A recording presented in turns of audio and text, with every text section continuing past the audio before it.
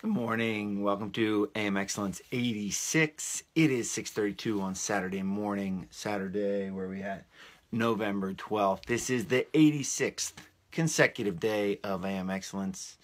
Welcome. I know it's Saturday morning. I know the audience probably might not be as large as it typically is during the week because it is Saturday morning and a lot of people are probably still sleeping. As I am sharing the video, I want to thank you for sharing the video. Yesterday, I think we had 14 shares. 14 shares. Awesome. I'm one person. I can do this myself, but with the help of you all, we're going to spread this message, spread excellence message. All it takes is a simple share or a tag. Share the video with someone whom you think could use the message. And the book that we're reading is Think and Grow Rich by Napoleon Hill, which is one of the, I think it's in the top number six most in the history, well-known books in business and personal development. It's an awesome book. So I would highly recommend going out and getting it. I'm only sharing snippets of it. So I definitely recommend getting the whole deal, getting the whole picture. In today's video, AM Excellence 86 is called Desire Backed by Faith. So desire. What is desire? Desire is want. Desire is I want something. I'm strongly compelled for something, to do something. What is faith? Faith is the belief that you can achieve that thing. Faith is the belief, the seed of the realization of that desire. And today we're talking about just that. We're talking about a burning desire backed by faith. Napoleon Hill goes on to say, a burning desire to be and to do is the starting point from which the dreamer must take off. Dreams are not born of indifference, laziness, or lack of ambition. Dreams are not born of laziness, lack of ambition, or indifference. You've got to want something. We're talking about desire. What do you want? What is it? For me, it was to be a state champion, and then it was to become an All-American, and then it was to become a teacher, and then it was a coach, and then it was the UFC, and now it's a speaker and a podcaster and an influencer on social media. That's my desire. What is your desire? You've got to ask yourself. You've got to write it down. You've got to create a vision. Element of excellence number one, create a vision. You've got to know what that desire is. And that desire is great. But here's what doesn't happen. I really want to make $1 million. All right. No, you've got to have that desire backed by faith. And then you've got to enact it. You've got to make a plan. And we'll get into that soon. This is a really neat state of mind. So my podcast. So if you enjoy these videos, I recommend hopping on over to my website. Click on podcast, charlie-brenneman.com. Click on podcast. 32 episodes to listen to on that. It's called a fighter's mindset because your mindset dictates where you go in life. It dictates your thoughts. It dictates your words. It dictates your actions. Napoleon Hill goes on to say, he doesn't use the word mindset, but he says this: no one ever is defeated until defeat has been accepted as reality. No one has ever been defeated until defeat is accepted as reality. Your perception is reality. You think you can or you think you can't, you're right. Works both ways. He goes on to mention a bunch of very successful people in the past who were born with handicaps, who were born with maybe physical deformities or some mental deformities or mental disabilities. He goes on to talk about them and talk about how they took their, it sounds cliche, but truth is hidden in cliche. They took these handicaps, these disabilities, to use it for good, and that's a choice you have. The Obstacle is the Way. Read that book. The Obstacle is the Way by Ryan Holiday. Read that book. It's about, as soon as that adversity strikes, moving forward, not looking back, focusing on that adversity, but adversity strikes, how can we overcome? This is a neat concept here. One that I don't know if I fully understand, but I want to put it out there. He says, there is a difference between wishing for a thing and being ready to receive it. No one is ready for a thing until he believes he can acquire it. The state of mind must be belief, not mere hope or wish. There's a difference between wishing for a thing and being ready for a thing.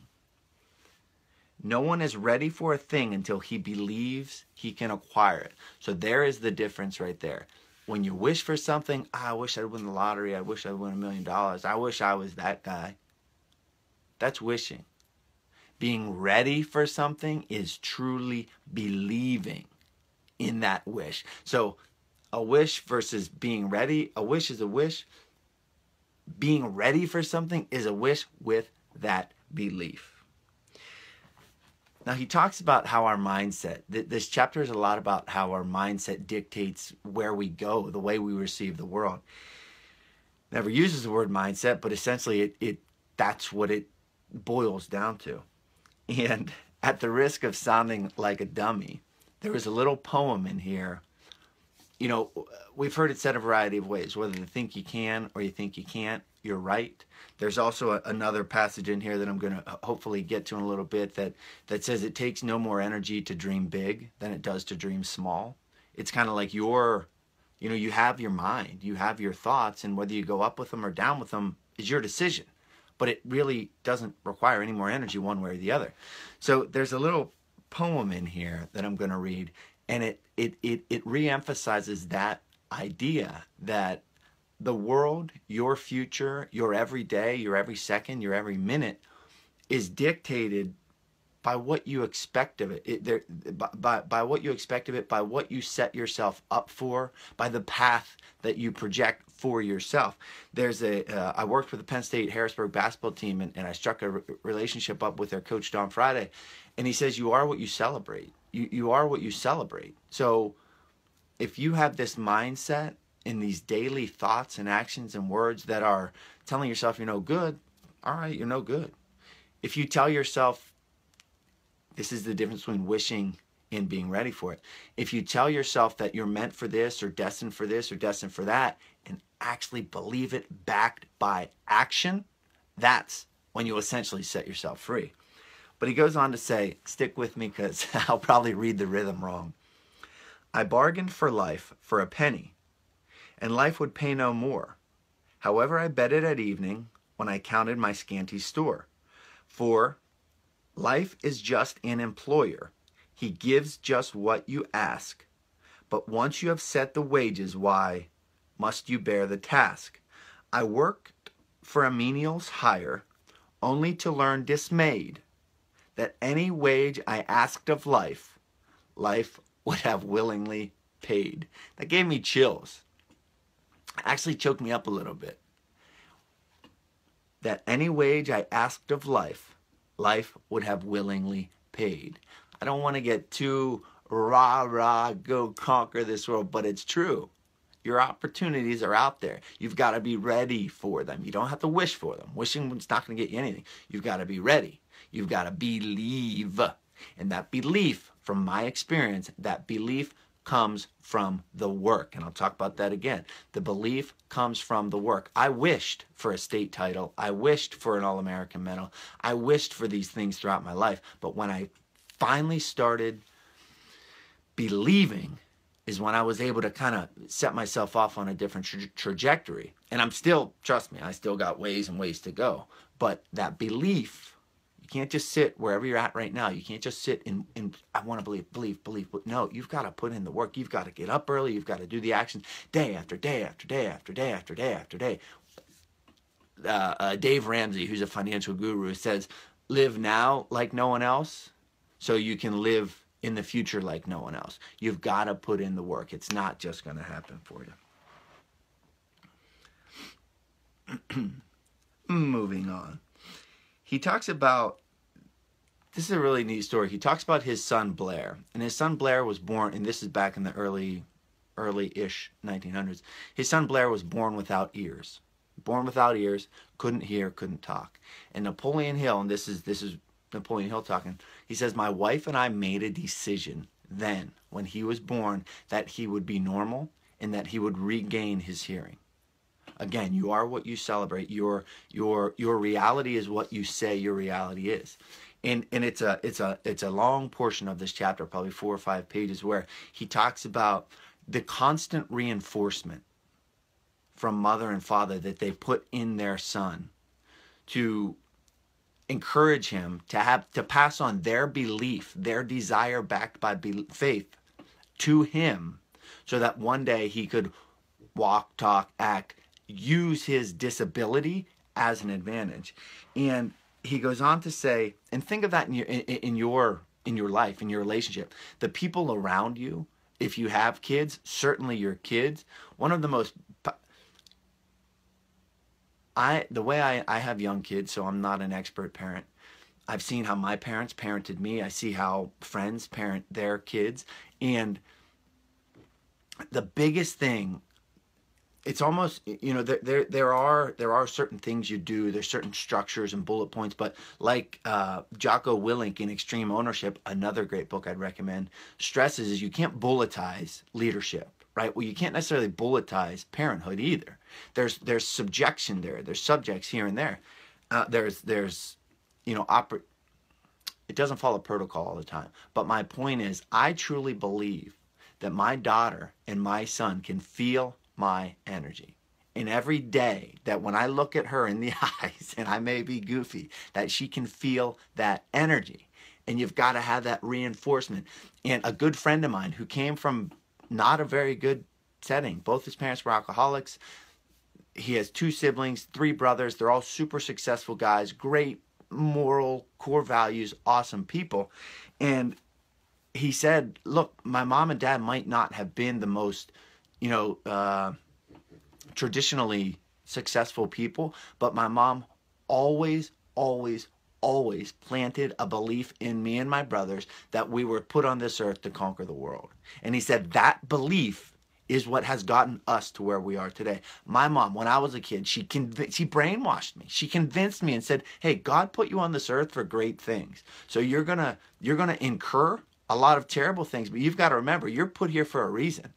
And that's my reality. So we have that ability, we have that energy to pass that on to other people. Napoleon Hill says, the little white lies I planted in my son's mind when he was a child, by leading him to believe his affliction would become a great asset which he could capitalize, has justified itself. So his son grew up and because of advancements in technology was able to hear fully and then pass on his gift to work with other deaf and mute people in the world. But it's that power that we have. First, we got to believe. And the way you believe, the way I believed, truly was by putting in the work. That work created in me a sense of confidence, a sense of empowerment that then caused me to truly believe it could be done. And I'll start to wrap it up here. It is Saturday morning. It's 6:45. I have 2 crying children downstairs, so I've got to get going.